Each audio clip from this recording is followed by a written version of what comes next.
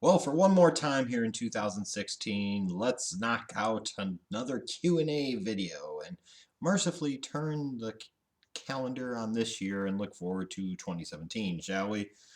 Thanks to all of you that went to the Twitter page and tweeted your questions. It's much appreciated. Let's see what you guys came up with and let's have some fun. I am Doofy asked if there were any team to trade for Jimmy G, who would it most likely be to make the move? The Cleveland Browns, because they would be desperate enough and stupid enough to pay the price that the New England Patriots would be requesting. And the New England Patriots might even move off of wanting to get a fourth round pick if they got the Cleveland Browns to give up a top 10 pick. Since the Browns are most likely going to have two draft picks in the top 10, Browns probably aren't going to move off of number one overall, but pick 9 or 10, they might think Garoppolo is worth it, which is, of course, completely and totally fucking ridiculous and would be such a Cleveland Browns type of move to make. Duke THS, is WalterFootball.com a reliable NFL draft prospect site? Do you use this site at all? The second question, do I use that site at all? Absolutely. One of my favorite sites, period. Is it a reliable NFL draft prospect site? Absolutely. Much more reliable than a lot of the crap you'll see on CBS Sports and NFL.com, and especially when it comes to like mock drafting and starting to figure out where prospects may fall in the draft process. Uh, if you want somebody you can actually feel somewhat good about, you go to WalterFootball.com. That's one of the good ones, along with me, of course. Caffin Max, what were your least favorite movies this year? Trying to think of what I ended up going to see this year. Just went and saw Rogue One. I enjoyed that. Gritty, surprising. I enjoyed that. I personally enjoyed that one more than The Force Awakens. Once I got past the nostalgia pops of seeing Han and Chewie, um, so on. I don't know if I had a least favorite movie of this year. No, I can't. I didn't go see a lot of movies, so I can't really say. The ones I did go see, I enjoyed. So I can't say that there was a least favorite one. Let me scroll down here a little bit. Vin Los Pinuso, 91. Who are the top five quarterbacks in the NFL? Who's been the worst starting quarterback for the Browns since 1999? And where will Tony Romo go? In terms of where Tony Romo will go, that is an excellent, excellent question. Um, Maybe a team like the 49ers would be in play. I don't honestly care, brother. As long as it's not the Chicago Bears. They don't need to be barking up that tree, that's for goddamn sure. You'll hear a lot of talk about the Broncos, and the Broncos would seem to be a viable option for sure for both parties. Top five quarterbacks in the NFL: Aaron Rodgers, Tom Brady, Ben Roethlisberger, Drew Brees, and I honestly do not know who I would actually put in that number five spot. If you'd asked me last year, I would have said Cam Newton is the fifth elite quarterback in the NFL. This year, not so much. Um, so I don't know who that number five guy would be, frankly. Worst starting quarterback for the Browns since 1999. My God, how could you narrow down that list to just one? And that's it. Master Havoc, do you think Fuller and White are busts for the Bears? We're getting to that point, especially Fuller, because you're now 3 years in and he basically missed an entire season. White's been a bust so far because he's barely played in 2 years. So yeah, they're definitely. I hate to say it, but they're definitely getting into bust territory. Uh, I'm Sonreal7.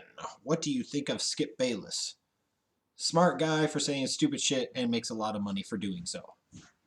It's that simple. He gets paid an awful lot of money to be a dumbass. And that must be a nice gig. Alex Shirley 10, who are your overrated draft prospects for this upcoming draft, like Randy Gregory and Robert Kemdiche were in the past for you? Um, Not at the point where I could start determining that. I bet you by the end of January, you're going to hear me really start to beat the drum about certain guys being really underrated and conversely, certain guys really being overrated. If I had to venture a guess right now, one early contender might be Jabril Peppers. Not so much that I don't think he might be a first round talent, just you're going to see a lot of mocks still have him in the top 5 or top 10, and he might go more in the range of like 15 to 25. So maybe that type of rating. But we're gonna see, and I'll let you know once I figure it out. And then he also asked, what would you rather see? Colin Kaepernick to the Browns or Jets, or Jay Cutler to the Browns or Jets? Ooh, want to saddle either of those crappy organizations with that. Um, I will default to Jay Cutler with the Browns or the Jets because that would be most mercifully after 8 miserable fucking years wasted off of my goddamn life as a Bears fan. Jay Cutler would no longer be the starting quarterback of the Chicago Bears. So that's the easiest answer that I can possibly come up with. Give me just a moment here. Um, Stokelad84. Would Manning and Gruden be a good fit for the Colts? I don't know where the fuck this buzz started to come from. This sounds like some fan-made dumb bullshit. Now, maybe there is something to this. I haven't been paying attention. But Peyton Manning. Peyton Manning? You want him running your football operations? Really? As far as John Gruden, you want to bring in a guy who inherited Tony Dungy's team, won a Super Bowl with them in year one, and then the Bucks really fell off the cliff. I'm sorry. Any Colts fans that are proposing this and behind this are ridiculous. This is fucking stupid. No, by running your front office, not a retired quarterback with no front office experience, no player evaluation experience. You need a real quality general manager, not somebody like Ryan Grigson that seems to be clearly in over their heads. And as far as a head coach, who's to sit there and say that the game is still relevant to John Gruden, or more so that the times wouldn't have passed Gruden by? I mean, again, he hasn't coached for a decade plus. The fuck would you want any part of that? There have got to be better options than other guys. I'm just saying.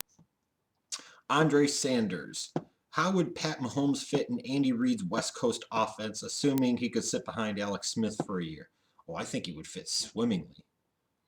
I think they would need to strongly consider taking him in the back portion of round number one because, in part, even if you've graded him more as a second round pick, when we're talking about the quarterback position, the importance of drafting him in round one, especially late in round one, and being able to have the potential to control that player for 5 years and that fifth year player option when you're past pick 20 really is not that costly, really not that cap prohibitive whatsoever. Pat Mahomes makes a ton of sense to me for the Kansas City Chiefs and what they do on offense. There's some similarities there to Alex Smith, although Smith is probably a little bit better athlete naturally, and Mahomes is a little bit of a better natural thrower of the football and most certainly has a stronger arm, which I guess isn't really saying as much. Just an idea, sport. Could you do a first round redraft of the 2011 draft and the 2016 draft? Oh shit. Hold on, guys. 1 second. No. I mean, I wouldn't maybe consider doing a redraft of a well past draft at 3, 4, 5 years by. I'm not going to do one for the 2016 draft because we're only 1 year in. There could be some guys that are absolute studs this year that get hurt and fall off the face of a cliff in the years to come. If the Bills are dumb enough to cut Tyrod Taylor, could you see him ending up with Hugh in Cleveland? Wouldn't that be a great fit? You know, let's get real here. Dumb enough to cut Tyrod Taylor. Where the fuck are they going with Tyrod Taylor anyways? A great fit. Tyrod Taylor with Hugh Jackson. Are you trying to win 7 or 8 football games, or are you going to try and win 10, 11, or 12? So if you bring in Tyrod Taylor, you're going to win 7 or 8 football games, just like the Bills have the last 2 years. Imagine that. No, you're trying to make the playoffs. Tyrod Taylor is a mediocre NFL starting quarterback, period. The Browns should want no part of him, and the Bills really aren't stupid for cutting him. Because what are they going to do with him any damn ways? All right, so let's see here. A Vargas 067 thoughts on Trump only attending 3 of the daily national security briefings since he's been elected. Maybe in part it could speak to a lack of prioritization in terms of his transition. Maybe it speaks to in part as well, to be fair to him. Do you really need a national security briefing every single fucking day? Do we need one every single day? But as you're trying to adapt to your new role, your new job, you would think this would be classified as on-the-job type of training. You should be trying to get as much training as you possibly can. So it's not surprising, but ultimately, once again, as with many things that will be Trump-related over the next 4 years, it will be very disappointing. GT Denny Z, how do you fix up the Seahawks? I didn't know the Seahawks needed major fixing. Jesus Christ. Do they? Talking about a team that went to the Super Bowl and won it a couple of years back. The year after that, made it to the Super Bowl and lost on a bad decision on a second and goal from the 1 against the mighty New England Patriots. And then the year after that, they made the divisional round of the playoffs, and they're playoff team and division champion again this year. What would I do to improve the Seahawks? Would be I don't agree with their philosophy and approach for a team that has a franchise quarterback and likes to be able to impose their will physically on offense with a power running game. The way they've criminally neglected the offensive line in terms of the draft, in terms of allocation of overall salary cap dollars as a percentage to that group, that area, that's something I would fix. They, especially at the tackle position, they've got undrafted guys. They got a bunch of scrubs there. Fix that offensive line. Maybe a little more depth in the secondary. Maybe another edge rusher. Um, but fix them. I don't know if they need to be fixed. You can tweak them. You can improve them, but they don't need to be fixed. I assure you. Crimson Pony 87. Garoppolo with his NFL experience or Trubisky Kaiser? If Jimmy G was coming out this draft, where would you rank him? If he was coming out in this draft based off of his play at Eastern Illinois, he would be exactly what I graded him to be going into the 2014 draft, a 4th to 5th round prospect. Jimmy Garoppolo was massively overrated based off of his college film. Now, sure, people sat there and shitted on me for that because I listened to Bill Polian talk about they would take him in the first round, but they clearly didn't watch the film. His accuracy was atrocious. His arm strength was mediocre. His decision making was lacking. They didn't watch. They clearly didn't watch. So, based off of where he was in college, maybe 3rd round. Okay, I'll be generous. But would I rather have Garoppolo with his whopping 2 games of NFL experience, knowing if I traded for him, I'd have to trade a lot to get him, and he would be, for all intents and purposes, a 26-year-old rookie with a huge contract that I'd probably have to re-sign him to in 2017, or one of the rookies coming in like Trubisky or Kaiser or Mahomes? I'd rather take one of those guys. I'd rather take the guy that's 21, 22 years old on a much more cap-friendly contract.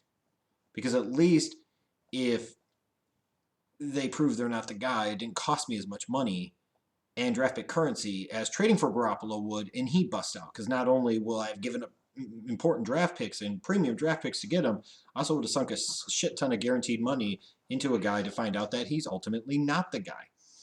AC316 official. What would you rather watch? A full episode of Raw from 2016 or a Carlos Mencia stand-up special? My God, I did not realize Carlos Mencia was so hated. Jesus, what did he ever do to you? I'll take the Carlos Mencia stand-up special, thank you. Real JMC 97, thoughts on the Raiders losing Derek Carr? That really sucks, and it's lame. I'll put it that way. Because I would have liked to have seen a full-strength Raiders team in the playoffs and see what they could do this year. Slimmy asks, what sports athlete genuinely surprised you with their performance this year? I'm going to go Michael Phelps. Because I thought he maybe would win a couple of medals, but this was supposed to be his last Olympics, and coming off of what he did 4 years ago, I didn't expect huge things out of him, and the dude fucking went beast again. And when I sit there and I look at Sports Illustrated naming LeBron James their sports person of the year, their sportsman of the year, I get it, understand it, but, in an Olympic year, you had Usain Bolt, you had Michael Phelps.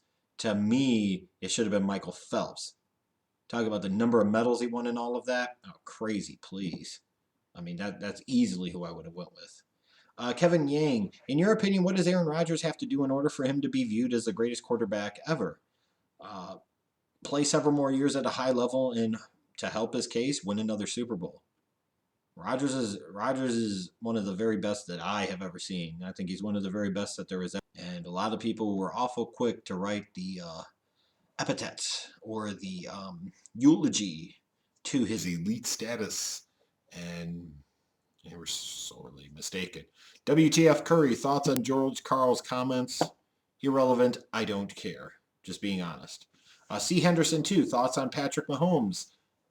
Additionally, what websites do you use to you film on prospects besides draft breakdown.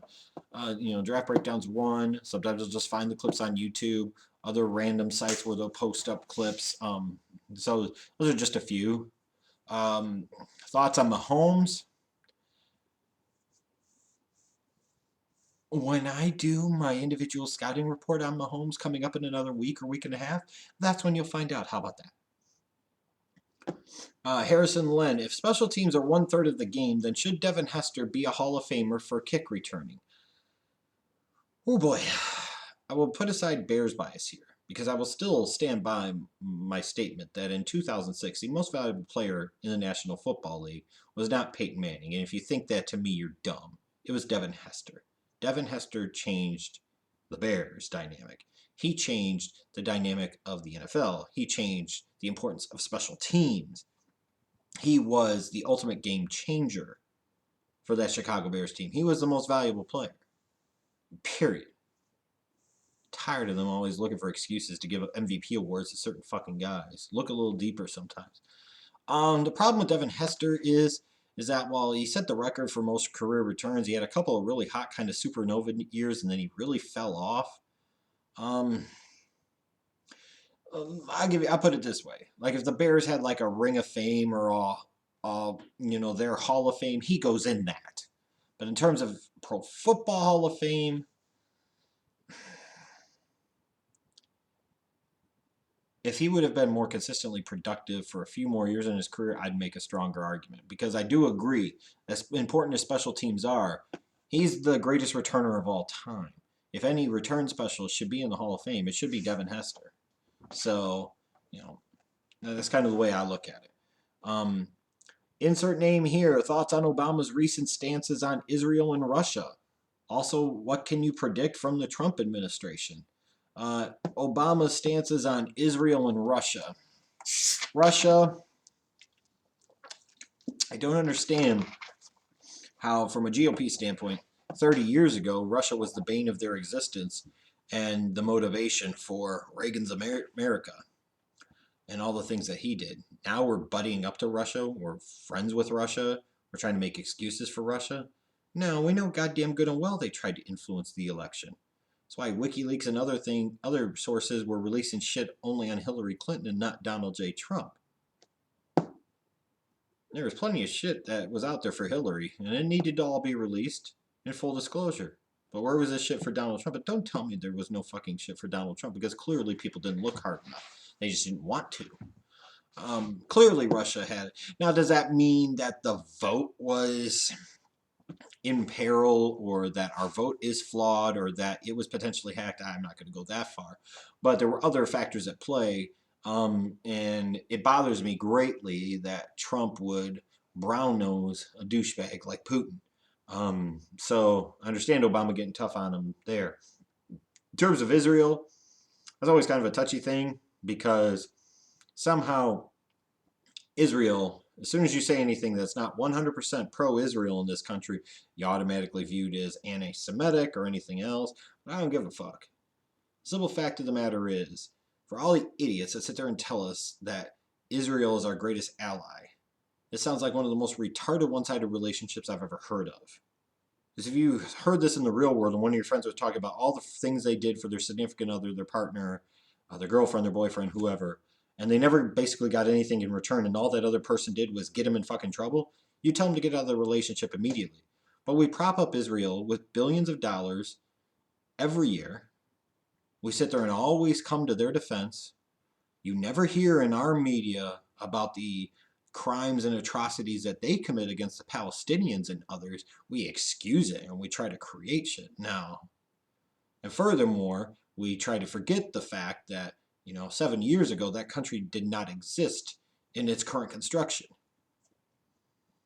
This is basically after World War II. There's a lot of Western guilt and Western European guilt and then North American guilt for the Holocaust. So, hey, we're going to create a Jewish country for all of these Jewish refugees to go to. We're going to call it Israel, and we're going to smack it right dab in the middle of fucking Palestine, and the Arab world can eat our assholes. That's basically what happened. Um, so no, I'm tired of this shit of us always sucking up to Israel. All the idiots that sit there and say they're our greatest allies. They're not our greatest allies. Shit. They're just a U.S. satellite. That's all the fuck it is. Because we fund them. And we allow them to get away with every fucking thing. Who the fuck is Israel to sit there and make us feel bad about any fucking thing? Because without us, Israel does not exist. So no, fuck them. As far as like Kerry talking about, no, Kerry said is stupid. I get where he was trying to go, but he's just a knucklehead and a moron anyways. But no, I'm tired of people fucking kissing Israel's ass. Fuck them. Fuck them. It's like people trying to sit there and justify everything America does and all the atrocities and crimes we've committed over the years. So fuck you too. Let's be honest about shit. Stop trying to make everything, oh, if you don't support Israel 100%, you're anti Semitic. No, fuck that. It has absolutely nothing to do with religion. I don't give a shit. It has everything to do with the fact that many of our troubles, as far as Americans go, on the global stage, have been created by Israel.